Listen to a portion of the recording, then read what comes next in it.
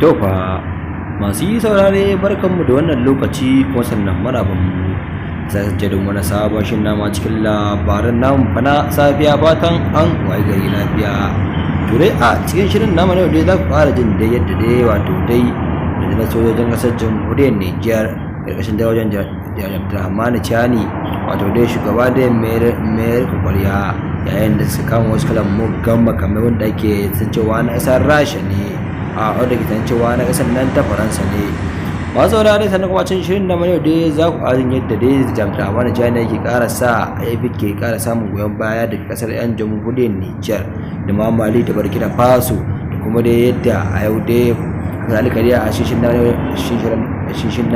dai akwai batu akan sabon kudin yan Sahel. Masu saurare sai dai ku bi mu sannu a hankali daki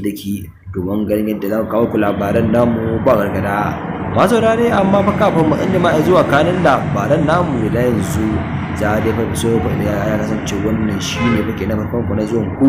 da shi ta wani farko mai albarka fa za dai da so fa ku da subscribing da kuma ne dan da fa alamar rasarwa kamar haka.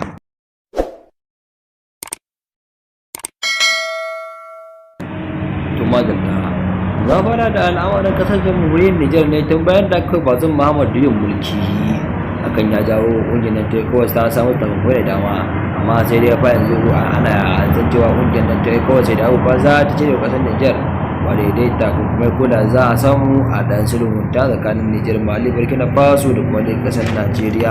wadda dai take karkashin mulkin Bola Ahmed Tinubu.